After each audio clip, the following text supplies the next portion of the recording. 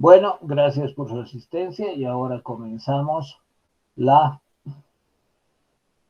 materia, el desarrollo de los contenidos de la materia. Voy a compartir.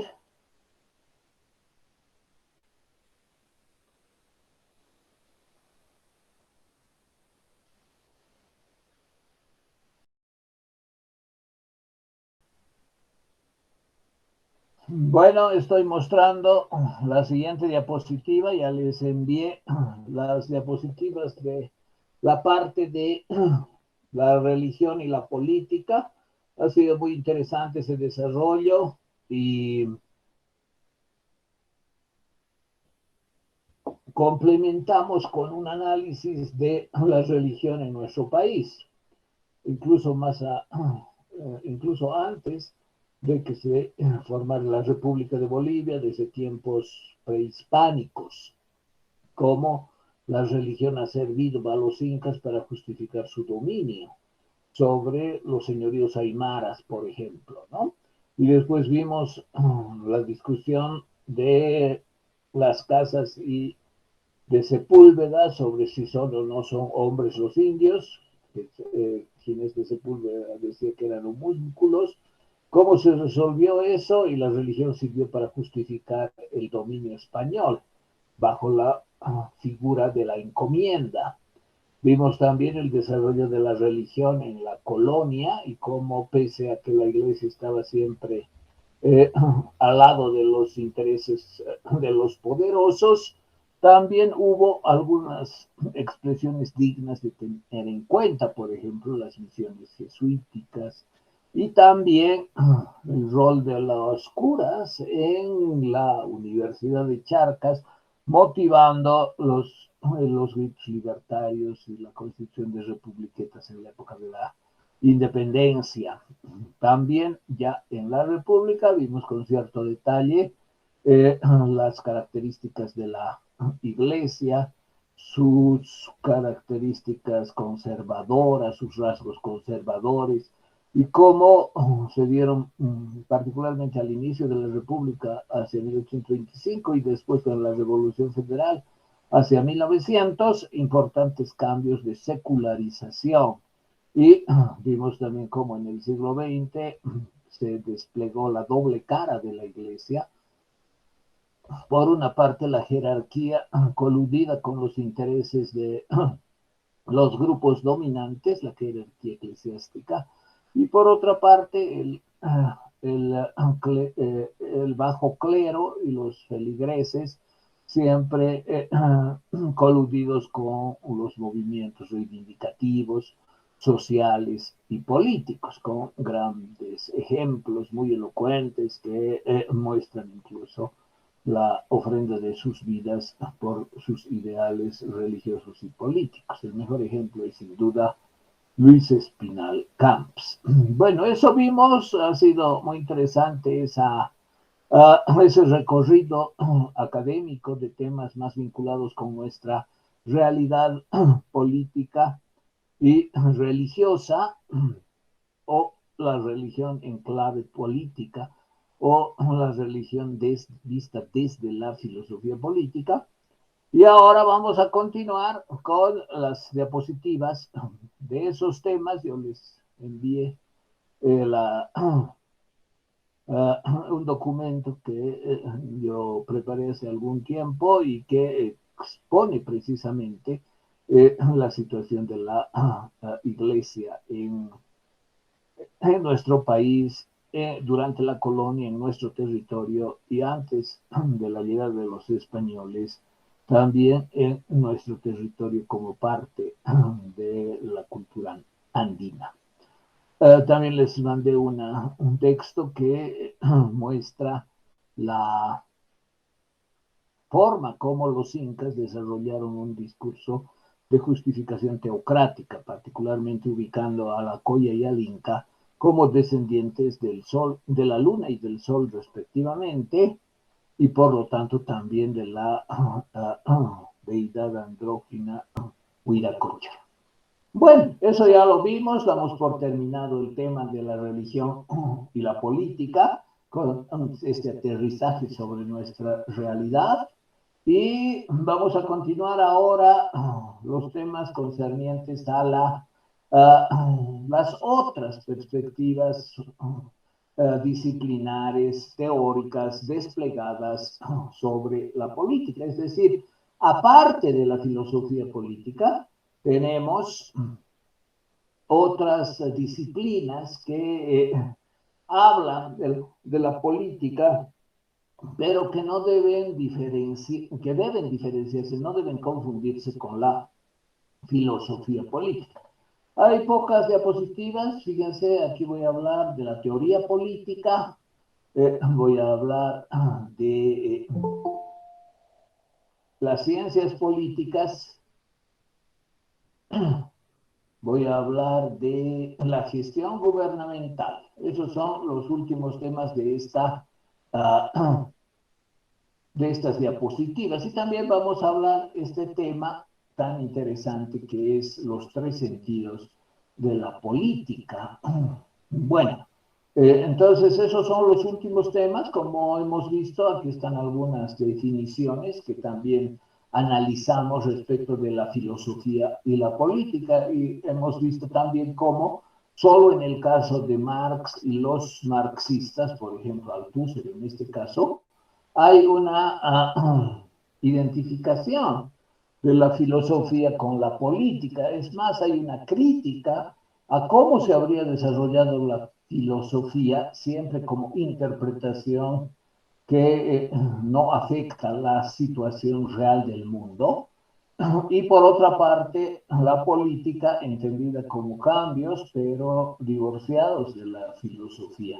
En la concepción de los marxistas, también Althusser, la filosofía debe transformar el mundo. Es más, la filosofía se presenta como un arma para la revolución, como un arma para desplegar cambios reales. No se trata solamente de cambios intelectuales, teóricos, por decir así, en la cabeza de los escritores, sino cambios efectivos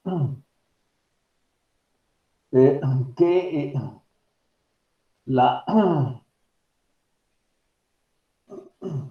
filosofía transforme la realidad política, transforme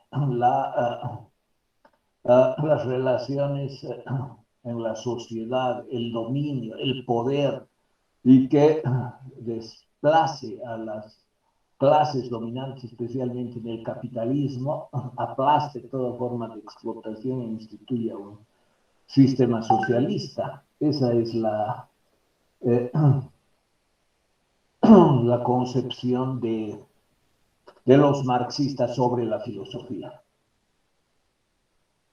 Bien, antes de ver esto, yo quisiera pasar a esta diapositiva para que la veamos antes, que trata sobre los tres sentidos de la política. Tres sentidos que son evidentemente diferentes, pero que nos muestran cómo la palabra política puede entenderse en distintos ámbitos. De hecho, cuando se habla del estudio de la política, se tiene, por ejemplo, la palabra politología. ¿Qué significa eso? ¿No? Logos, estudio, ciencia, o también conocimiento, teoría sobre la política. Ahora, no es lo mismo hablar de conocimiento político, de teoría política, de ciencia política. Ni siquiera es lo mismo ciencia política y ciencias políticas. Y eso es lo que vamos a comenzar a ver hoy. Las diferencias que hay entre la teoría política, la ciencia política, las ciencias políticas y otros enfoques, ¿no? Como hay, por ejemplo, la antropología política, etcétera. Y para eso vamos a diferenciar estos tres sentidos de la política que muestran que no es lo mismo hablar de la política de una manera, es decir, haciendo referencia a cierto tipo de objeto, que habla también de la política haciendo referencia a otros objetos, y eso es lo que vamos a diferenciar. Bueno, vamos a comenzar por esta columna que estoy marcando con el cursor, que dice la política protagonizada por los actores. Hay sin duda hechos políticos. Eso seguramente ustedes han estudiado en alguna materia eh, o tienen alguna idea de lo que es un hecho político, ¿no? Por ejemplo, ¿cuál es un hecho político? Aquí pongo algunos, ¿no? La caída del muro de Berlín en noviembre de 1989. Y claro, ¿quiénes son los protagonistas? Son estas personas, ¿no? Que se aproximaron y comenzaron a pasar el muro, nadie los detuvo, hubo la orden de detenerlos, los detuvieron un momento, después fue más fuerte el avasallamiento de los sin nombre, ¿no? No era alguien con nombre y apellido que había desarrollado una acción planificada meses antes y que se consumaba con lo que estaba realizando en ese momento, no era algo más espontáneo de personas del pueblo de Alemania Oriental que comenzaron su avance y se volvió imparable, lo pudieron detener unos momentos, parecía que iban a comenzar a disparar sobre la multitud, los guardias que hacían vigilancia sobre el muro para evitar que los sobrepasen, pero al final no hubo la orden de disparar contra la multitud indefensa y terminaron pasando, derruyendo las puertas y después derruyendo el muro. Fíjense, quién sabe quién es esta persona que con tanto énfasis está derrumbando con un combo el muro, ¿no? Nadie sabe, tal vez nunca nadie se acuerde, solo queda la foto. Pero este era sin duda un hecho político de enorme trascendencia, ¿no? Creo que en 1960 se construyó el muro que representaba precisamente la cortina de hierro y durante casi 30 años tuvo vigencia este muro, hubo muchos muertos, hubo muchas personas que fueron acribilladas, que explotaron con las minas personales, que se electrocutaron, que fueron ametralladas por intentar pasar, escapar de la Alemania comunista llamada la República Democrática Alemana hacia la Alemania capitalista llamada la Alemania Federal. Entonces, los acontecimientos políticos pueden tener caras, pueden tener nombres, pueden tener líderes, o pueden ser también, por decir así, anónimos de la multitud, de la muchedumbre, del pueblo que se levanta y que protagoniza acontecimientos que podrían ser de gran relevancia. Esto representó el final del socialismo, la derrota del socialismo y la destrucción posterior, la implosión de la Unión Soviética 2 años, un poco más de un año después, en 1991, y la atomización de de la URSS en varias repúblicas, la mayoría de las que ya no sostuvieron ningún tipo de régimen socialista, y que hoy día protagonizan, por ejemplo, la guerra de Ucrania contra Rusia, ¿no? Es decir, la invasión de Rusia contra Ucrania. Bueno, entonces los acontecimientos, fíjense, pueden tener larga influencia, largo desenlace. Puede ser también protagonizados por personas con nombre y apellido. Aquí la foto que les muestro, la primera, es sin duda una foto que ustedes reconocen, Lenin dando un discurso en las calles de Petrogrado, que después, claro, se cambió de nombre, y que dio lugar a la Revolución Rusa en 1917. No se puede desconocer que hubo líderes con nombre y apellido que protagonizaron estos hechos. Entonces hay actores identificados, responsables, que han dado lugar a acontecimientos de determinada característica y que se constituyen en el continuo de la historia como los acontecimientos políticos relevantes. Nadie puede negar la importancia, por ejemplo, de Lenin, no solamente en la historia de la humanidad, sino en la historia particularmente de la URSS, del socialismo, etcétera. Y así puede haber también hechos protagonizados por reyes, aquí hay algunos reyes en la India, u otros acontecimientos políticos, ¿no? Que tengan protagonistas fácilmente reconocibles, que la historia los registra como sus principales actores, o pueden ser también grupos de personas que por las circunstancias se ven obligados a realizar ciertos actos que también van a tener relevancia política. Ahora, ustedes dirán, ¿quién establece la relevancia política? ¿Y cuáles son los hechos políticos importantes? Esto, en realidad, los hechos políticos son innumerables, son una cantidad enorme de acontecimientos que suceden en el continuo del tiempo, en el tiempo continuo de la historia, es decir, en la línea de la historia. Y esos acontecimientos que suceden en la línea del tiempo son, por decir así, registrados eh, por los historiadores, por los estudiosos de la política, por los periodistas, como hechos políticamente sobresalientes. Es decir, ¿quién establece que es un hecho sobresaliente, una acción o un proceso que debe estudiarse o que ha sido estudiado con bastante, diríamos, dedicación, con bastante atención, no solamente por uno, sino por varios académicos, son precisamente los propios académicos?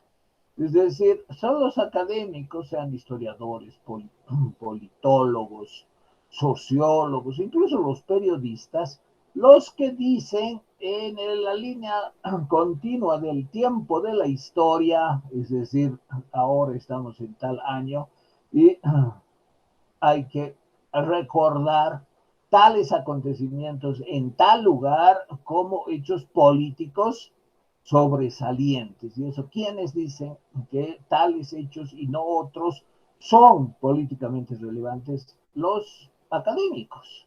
Es decir, hay otra parte de la política que es el trabajo académico de quienes la estudian, que pueden ser, como digo, historiadores, politólogos, hasta periodistas en el caso de que estudian lo que está pasando. Fíjense cómo va a quedar dentro de 20 años la guerra de Ucrania. ¿Quiénes van a tener la palabra? Los historiadores, sin duda. Y los historiadores van a tener en cuenta las noticias, la prensa, los reportes, los testimonios, que ahora abundan y que se tiene una gran cantidad de fuentes para poder registrar después. Es decir, pese a cómo eventualmente surgen manipuladores de la verdad, es decir, personas que distorsionan los acontecimientos. No sé quién tiene su micrófono, debe apagarlo. Bueno, les decía, pese a que existen esas tendencias y siempre ha habido un abuso de parte de los políticos de presentar los hechos de forma sesgada y de dar argumentos que no justifican nada, argumentos injustificados, es decir, que no justifican nada de lo que hacen. Siempre ha habido esa manipulación de los acontecimientos mediante discursos.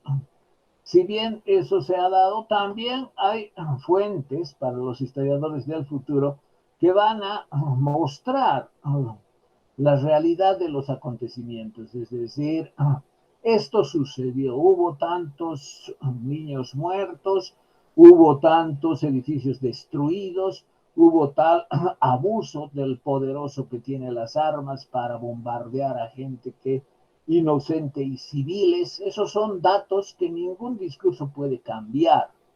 Y los historiadores del futuro, dentro de 20 años, tendrán que hablar de la guerra que estamos viviendo hoy día, basándose también, si es un historiador eh, honesto, si es un historiador íntegro y si no está manipulado o pagado por intereses creados, tendrá que mostrar la verdad de la guerra. Entonces, ¿quiénes dicen cuáles acontecimientos son relevantes y cómo los sobrevaloran o los minusvaloran o cómo los conectan con otros acontecimientos posteriores mostrando que son la causa de ciertos procesos políticos? Son, sin duda, los historiadores, los sociólogos, los politólogos, incluidos los periodistas. Y ellos hacen que en sus relatos, en sus textos, en sus trabajos intelectuales, aparezcan grandes personajes políticos, aparezcan movimientos que muestran la relevancia.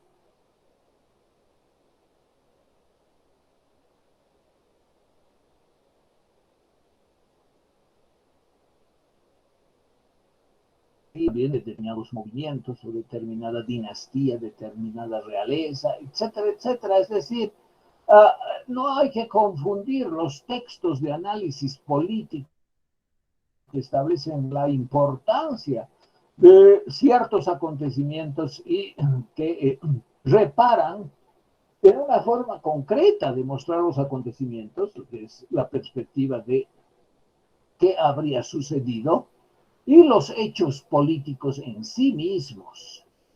Los hechos políticos en sí mismos no son relevantes ni son superficiales, pero quien les da relevancia o los desecha, entendiendo que eso no tiene mayor importancia en el proceso que estoy viendo, son los académicos.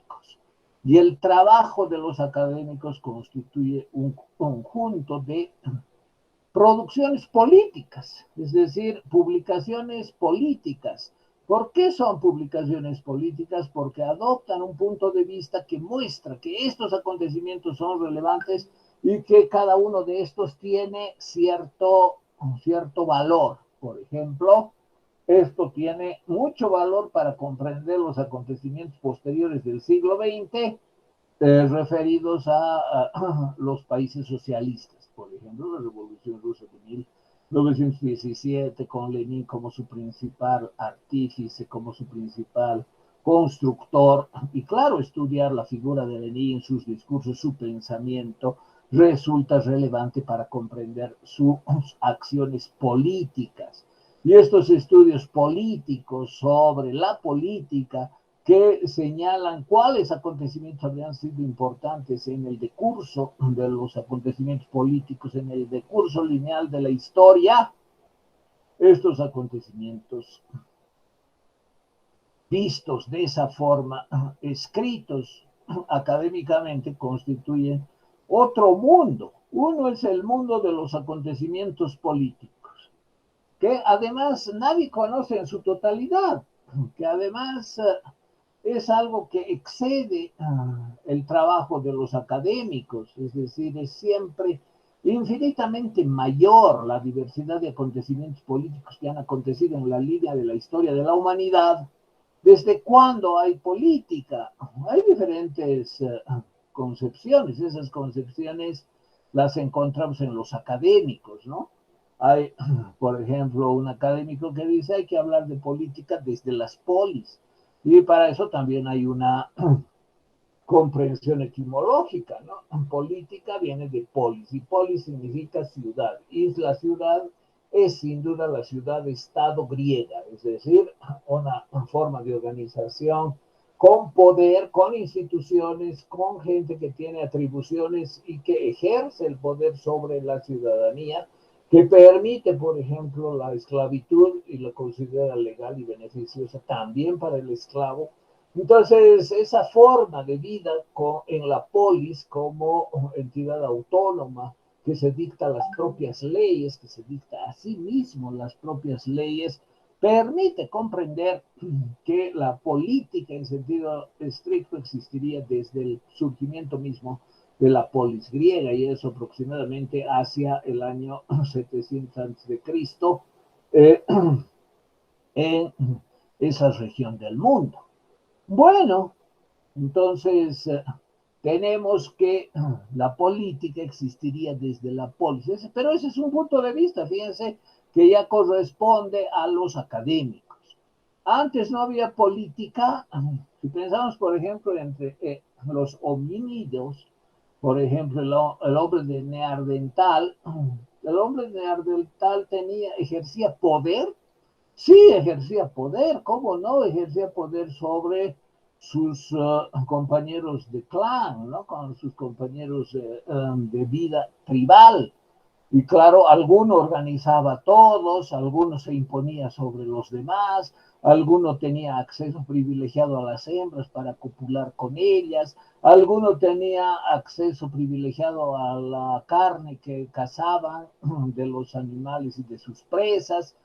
Esas relaciones de poder entre los homínidos, por ejemplo, el hombre de Cro-Magnon, bueno, incluso antes, ¿no? El de Neandertal y otros inclusive, eran relaciones políticas. Bueno, hay discusiones sobre eso.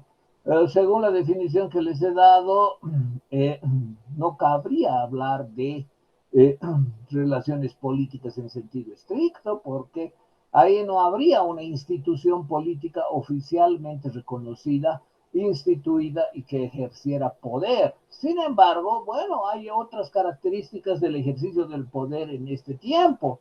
Por ejemplo, gracias a la fuerza, ¿no? El que era más fuerte, lo mismo que los animales, tenía prerrogativas sobre los que no eran tan fuertes y los que eran débiles, prerrogativas sobre las hembras, el acceso a la comida, etcétera. Esas son relaciones políticas. En sentido estricto no lo son, pero de manera amplia podríamos aceptar que se trata de relaciones de poder que, aunque no cristalicen en el Estado, ese es el concepto clave, ¿no? Para señalar que son relaciones políticas en sentido estricto, es decir, que se dan dentro de un Estado. Y obviamente, la época del Neandertal no había Estado, era simplemente clanes, tribus bastante similares a los grupos, a las colectividades de animales, por ejemplo, de los simios, ¿no? Entonces, se puede hablar de política entre los neandertales. Como digo, en sentido estricto, no. ¿Cuándo empieza la política? Según esa definición, cuando comienza el Estado, cuando se establece el Estado. ¿Cuál es el primer Estado que existe? Incluso está antes de las polis griegas, ¿no? Lo de las polis hace referencia al nombre, es decir, polis política. Pero si entendemos que hay relaciones de poder en una estructura estatal determinada, el Estado existió antes de las polis griegas. ¿Cuándo existió el primer Estado en el desarrollo de la historia de la humanidad? Comenzó con China. Eso es lo que dice Hegel, ¿no? Y hace referencia a lo que él llama el inicio de la historia y por lo tanto el desarrollo de las relaciones políticas. ¿Qué dice Hegel? Hegel dice la historia comienza con el surgimiento, con la erección del Estado. ¿Cuál es el primer Estado en la línea de tiempo de la humanidad? Él señala China. China tiene el primer estado teocrático. El emperador, el gran emperador chino es descendiente de los dioses, fíjense el discurso teocrático, ¿no? Esa ha sido una forma bastante eficaz de ejercer el poder. crear un discurso teocrático. Y también se puede decir lo mismo de las tribus, cuando ya tienen cierto desarrollo, ¿no?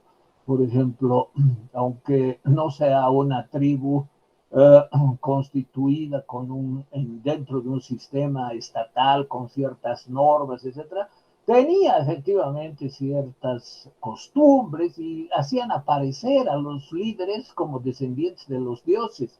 Por eso es tan importante considerar la religión al estudiar la política, no solamente ahora, no solamente por la vergüenza, por ejemplo, de la Iglesia Católica por sacerdotes pedófilos, sino porque en la humanidad, en la línea de tiempo de la humanidad, ha habido siempre artilugios religiosos en los discursos para mostrar la legitimidad de los que detentan el poder.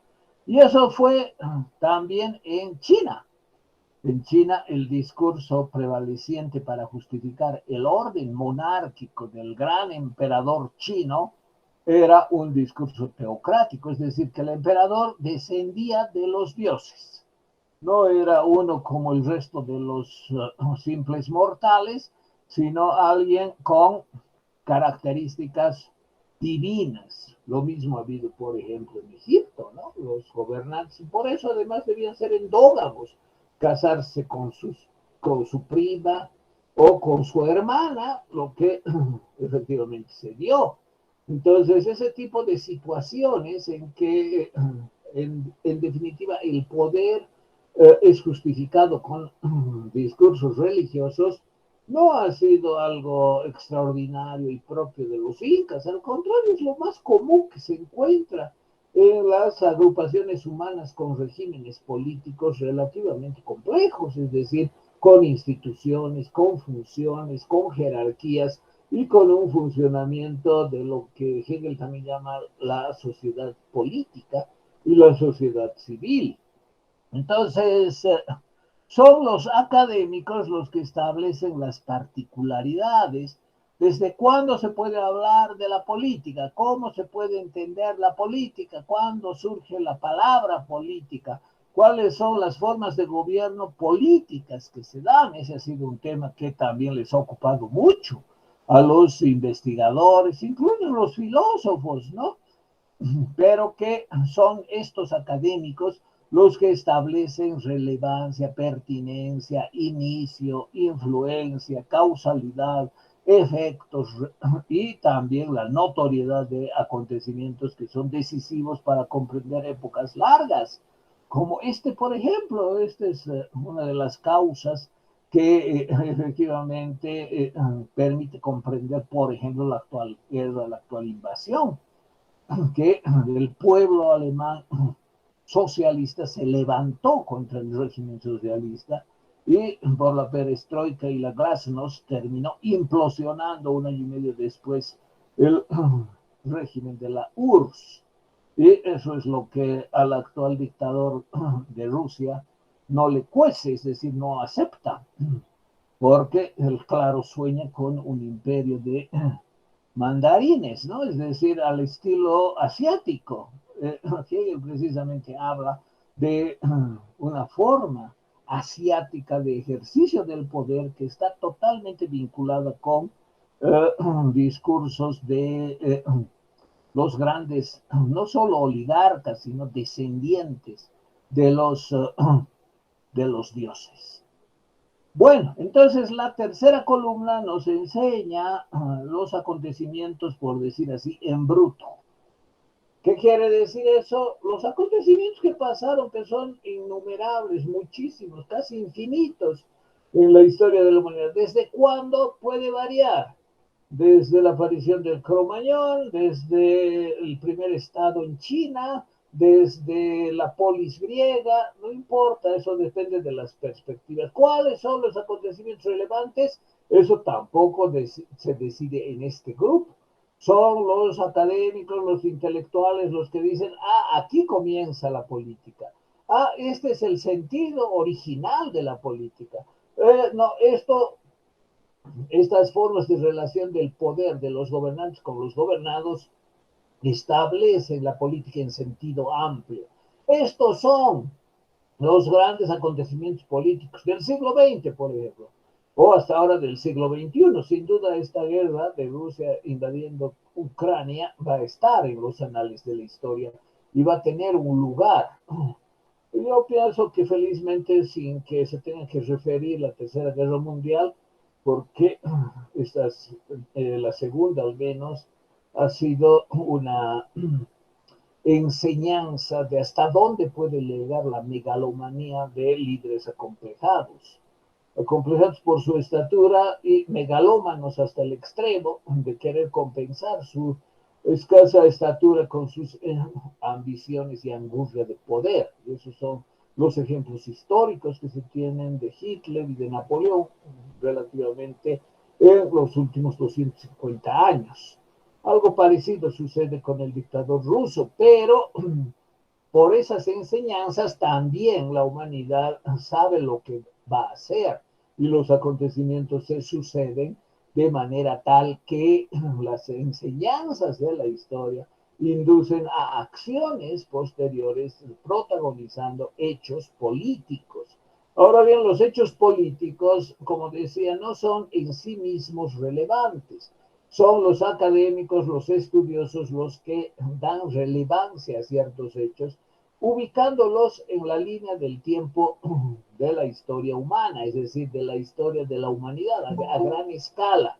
Y esa relevancia es la que permite comprender cómo ciertos acontecimientos deben ser eh, valorados en comparación a los demás como significativos, como sustantivos, para explicar largos procesos, para explicar la influencia de las ideas, para explicar la manera como en el mundo se da una influencia de unos sobre otros, de hechos sobre otros y de enseñanza de ciertos hechos sobre otros. Entonces son los que teorizan, los que escriben sobre la política, los que establecen cuáles acontecimientos son relevantes, qué líderes, qué caras visibles, qué nombres visibles vale la pena conocer, relevar o también criticar, ¿no?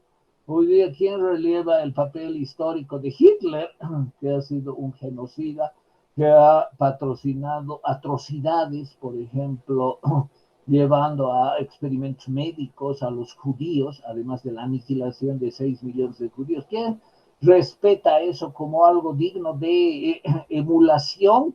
Solo personas mentalmente perturbadas que pueden encontrar en eso algo que valga la pena y que hay que repetir.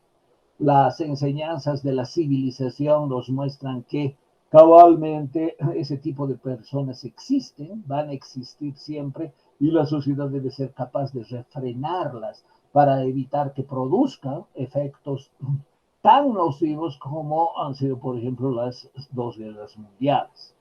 Bien, entonces aquí tenemos en la tercera columna los acontecimientos en bruto, les decía, los acontecimientos políticos, con nombres, caras, apellidos, o simplemente como acontecimientos de gente anónima que los protagoniza porque se ven en un lugar y en un momento en que sienten que deben protagonizar de esta manera y con tales repercusiones que son las que ellos esperan, ¿no?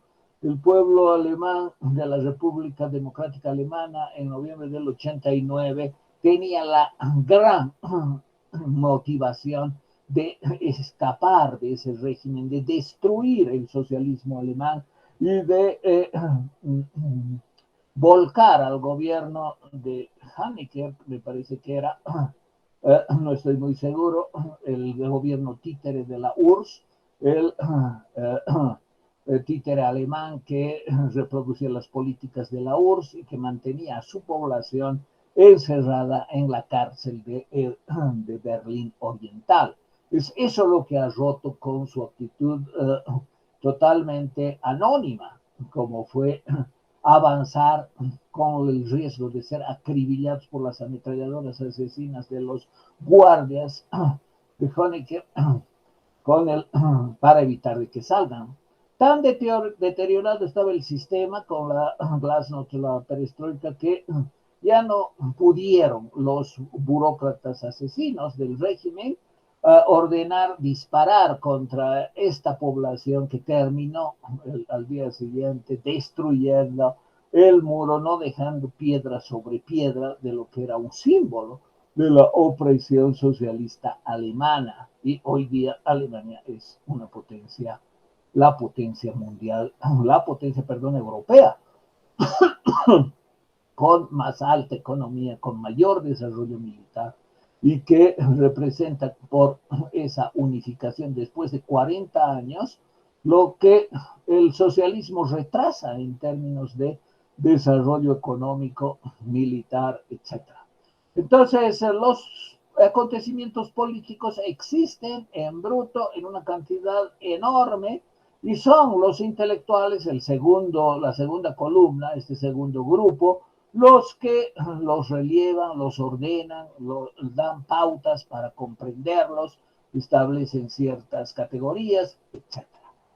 Bien, y finalmente vamos a hablar ahora del primer bloque de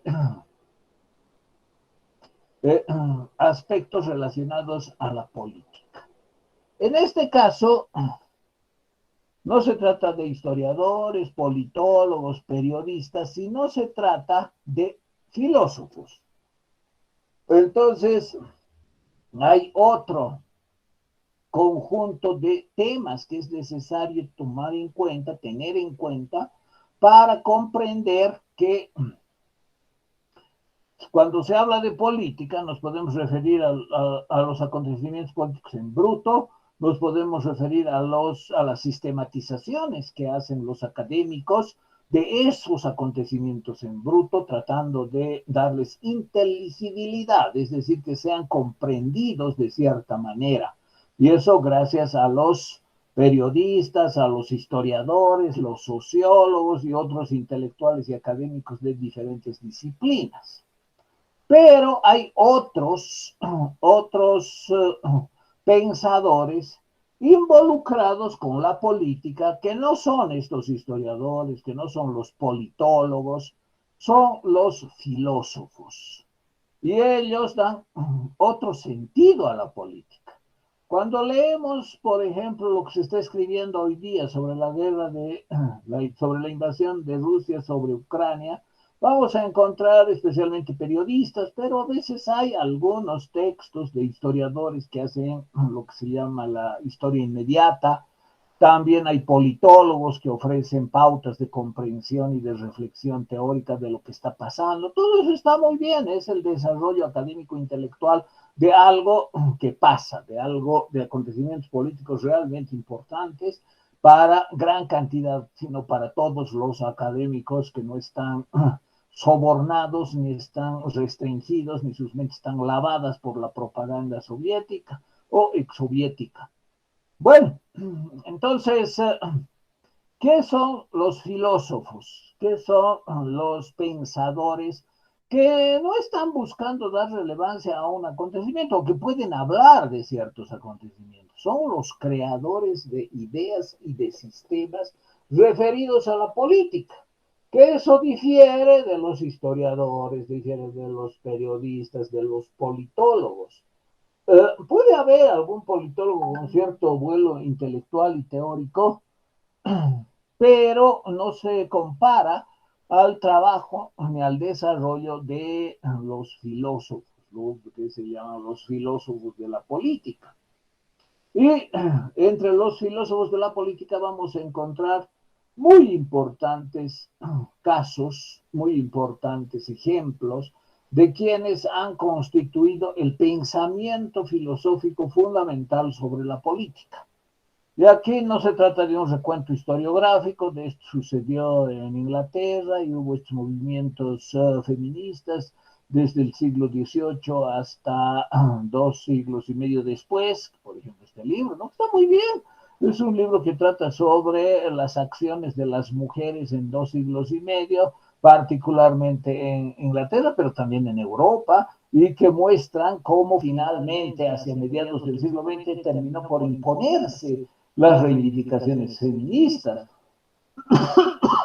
con acontecimientos evaluados por la autora como los más importantes, como los que han dado lugar a otros, etcétera. Eso proveen los historiadores y también ayudan los sociólogos, los politólogos. Pero otra cosa es desarrollar pensamiento auténtico propio sobre la política, y ese es el caso exclusivo de los filósofos.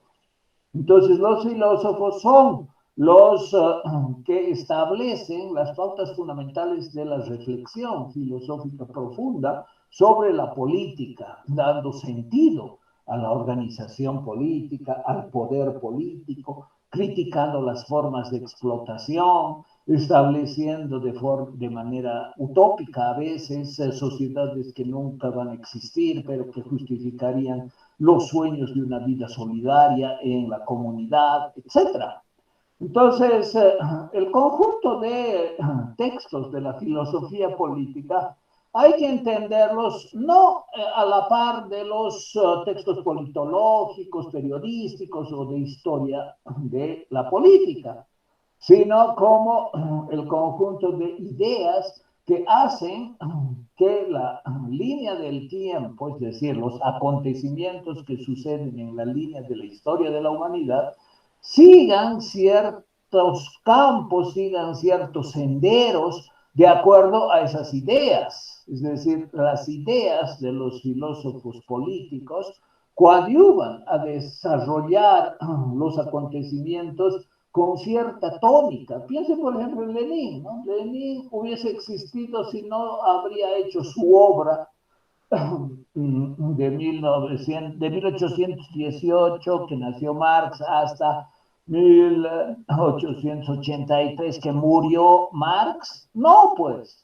O sea, Lenin y todas sus ideas correctas que uno puede simpatizar o que pueda criticar, al margen de eso, sus ideas y sus acciones, las acciones de Lenin en la Revolución Rusa, el tren sellado con patrocinio alemán, etcétera, todo lo que fue la Revolución Rusa, incluido el asesinato, el crimen de los Romanov, todos esos excesos y que dieron lugar a la constitución después de la Unión Soviética, ¿hubiesen existido sin un filósofo como Marx? Evidentemente que no. Entonces, la situación de los filósofos políticos no es similar a la de un periodista, no es similar a la de un historiador, no es similar a la de un politólogo, que de lo que se ocupa es de dar un poco de sentido, de analizar y de ubicar los acontecimientos señalando estos son los importantes y esta es su relevancia en el decurso de la historia. No, los filósofos de la historia, o perdón, los filósofos de la política tienen la finalidad de buscar con sus ideas influir en la historia, influir en la política, influir en las acciones, aunque a veces su trabajo se basa también en lo que ya pasó. Obviamente, ¿no? Por ejemplo, Marx tiene interesantes textos sobre la guerra civil en Francia, sobre el 18 brumario de Luis Bonaparte, que son acontecimientos que él vivió a la distancia, recibiendo noticias periodísticas, conociendo textos publicados al respecto y que él les dio su propia tónica, su propia interpretación, su propia valoración y a partir de esos acontecimientos desarrolló conceptos importantes. El concepto de dictadura del proletariado, por ejemplo, se establece que fue dado por Marx después de los acontecimientos de la Comuna de París en 1870. Es decir, si no hubiese habido la Comuna de París, posiblemente Marx no hubiese insistido tanto en la dictadura del proletariado, pero viendo cómo los obreros fueron aplastados por Adolf Thiers, que los asesinó indiscriminadamente, otro pequeño dictador, era de pequeña estatura, otro que se asume dentro de los fenotipos de los dictadores. Este Adolf Thiers fue un asesino brutal de los obreros que habían formado, de los comunards que habían formado la Comuna de París. Y en ese sentido, sus ideas, por ejemplo, la dictadura del proletariado, se basa también en hechos históricos. se basa, interpreta lo que está pasando, es historia inmediata esto, ¿no? No es algo que pasó que está lejos, sino algo que está muy cerca y que él interpreta a su modo, con sus categorías, a su estilo, etcétera. Y ese concepto después es importante para que eh, Lenin lo desarrolle y lo lleve a la práctica con la dictadura del proletariado de los soviets de campesinos y obreros en la Unión Soviética. Entonces, queda claro que el trabajo del filósofo político no es similar al trabajo del activista político. Marx también fue un activista, pero eso la historia no lo recuerda por su activismo en torno a la Primera Internacional, porque tenía que escapar de aquí y de allá, siendo expulsado de los países. No, la historia lo valora, se lo comprende hoy día como alguien que ha fundamentado aspectos teóricos fundamentales básicos de la teoría marxista referida al capitalismo, el socialismo, la dictadura del proletariado y otros contenidos heredados también de otros pensadores como Hegel, la dialéctica, por ejemplo, etcétera.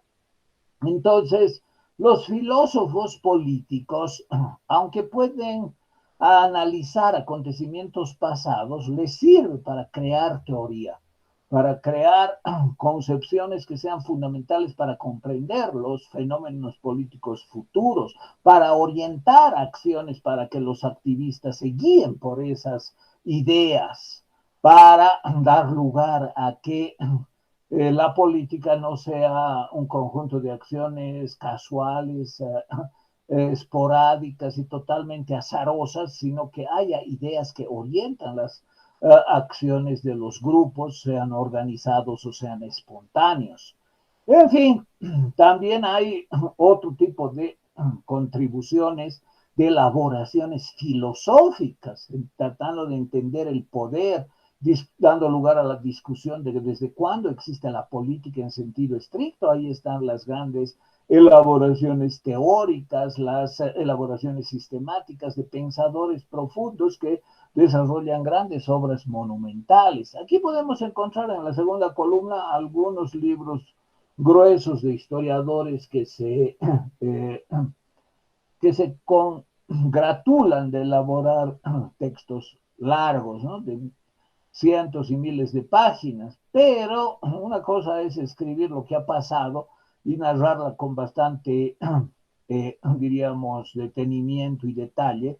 Y otra cosa distinta es generar ideas nuevas sobre cómo se debería actuar políticamente, qué habría que hacer en algún momento determinado de la historia para orientar el decurso político de los acontecimientos y la vida de las sociedades que tienen estructuras políticas. Entonces, fíjense que este primer grupo de filósofos políticos que desarrollan las ideas y el pensamiento político universal tiene grandes lumbreras, como es el caso que hemos señalado de Marx, pero también aquí vemos a Rousseau, por ejemplo, o a Hobbes, o a Schopenhauer, o a Nietzsche, que tienen concepciones evidentemente sustantivas en el desarrollo de la historia de la filosofía política.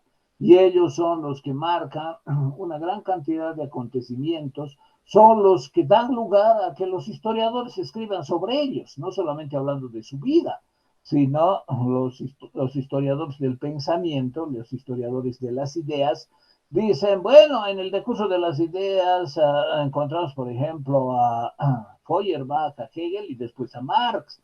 O también dicen, bueno, en el desarrollo de las ideas encontramos, por ejemplo, a David Ricardo, Adam Smith y después Marx, y así. Es decir, son ellos los que dan las pautas con sus ideas, con su pensamiento, con sus sistemas, a que los historiadores, sea de los acontecimientos o sea de las ideas, los registren en sus textos, dándoles relevancia según lo que los propios historiadores consideran importante. Son estos filósofos políticos los que además permiten comprender las bases de las organizaciones políticas y de la actualidad en su más abstrusa complejidad. Por ejemplo, para comprender la democracia, aunque no exista ni haya existido jamás la democracia que Rousseau soñó, que era una democracia directa, con una escala restringida y que motivaría varias formas de participación de la ciudadanía para tomar decisiones y para el ejercicio del poder. Eso no existió ni en las ciudades-estado italianas del Renacimiento, ni tampoco existió en las polis de la Grecia clásica. Es decir, sus ideas sobre la democracia directa, participativa y que precautele las condiciones de vida de todos los miembros, generando condiciones de solidaridad de unos con otros, claro que han influido sobre, por ejemplo, la Revolución Francesa, pero en ningún caso existió una sociedad con las características que Rousseau atribuyó al mejor sistema político posible, que además él pensaba que era realizable, que podía llegar a concretarse. Tampoco, bueno, hay muchas críticas de que lo que soñó Marx como el comunismo universal en realidad nunca existió, y lo que existió con la cara de estadios previos a esa situación terminal, como son, por ejemplo, los regímenes de Khrushchev y antes de Stalin, fueron una vergüenza, porque representaron a criminales masivos, 20, 30 millones de soviéticos trabajando en los gulags hasta morir. Esa es la URSS de Stalin. Y eso es a lo que dio lugar Lenin. ¿Pensó Marx que en la realidad iba a ser así? Lo más probable es que no, que él con una cierta dosis de romanticismo haya pensado una sociedad solidaria, fraterna, alegre, sin ricos ni pobres, que evidentemente nunca existió ni nunca va a existir, a no ser que aparezca un dictador y que imponga, ahora yo voy a obligar a que todos sean pobres, que es la realidad, y los demás trabajan hasta la muerte.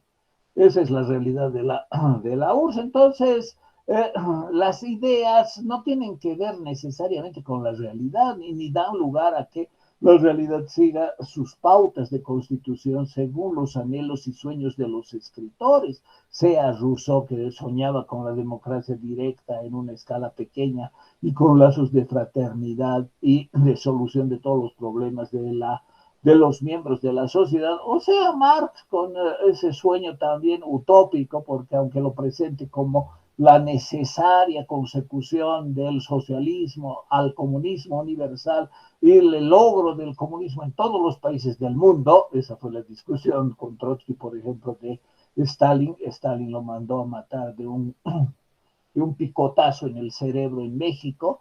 A esos extremos llegaban estos soviéticos. Entonces, esta situación de lo que habría pensado, imaginado, querido, Marx era lo más utópico, aunque lo presente como la consecuencia necesaria dentro de las leyes de la historia. Es decir, todas esas concepciones y esa arrogancia de presentar algo como necesario, evidentemente orientó a personajes como Lenin y a otros de calamitosa estampa como fue Stalin a que realizaran lo que hicieron. Entonces, los filósofos de la historia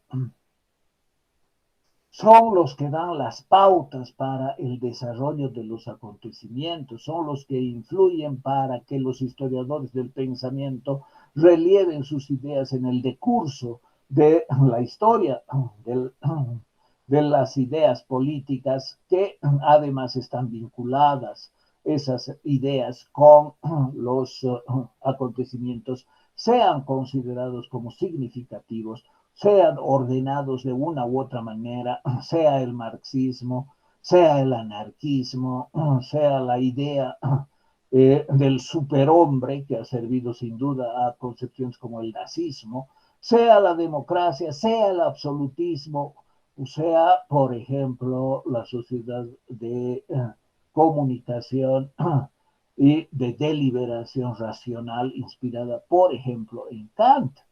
Entonces, los filósofos políticos no se equiparan a los demás intelectuales que hablan sobre los acontecimientos, que dicen cómo se va a desarrollar cómo podría haberse desarrollado, cómo podría haberse modificado, cómo se habría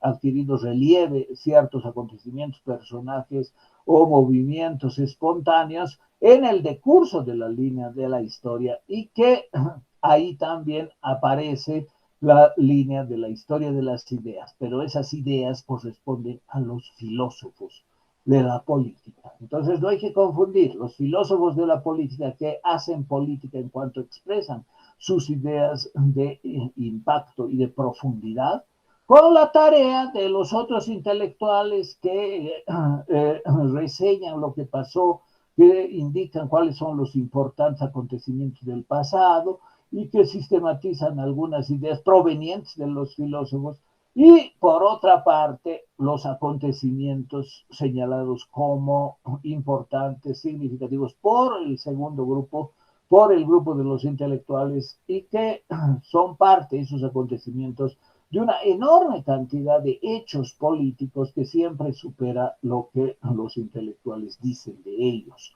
Es decir, esta tercera columna es extraordinariamente más rica, más diversa y más motivadora para el trabajo de la segunda columna, que son los académicos que tratan de darle inteligibilidad y relevancia a los acontecimientos de la tercera columna. Mientras que la primera columna, los que realmente piensan e influyen son muy pocos, pero de importante y de decisiva influencia del pensamiento sobre la realidad política.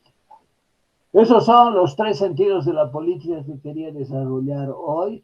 Me he extendido un poco, quería ver algo más, pero no importa, es mejor profundizar algunos temas que dejarlos pasar, diríamos, sin mayor dedicación.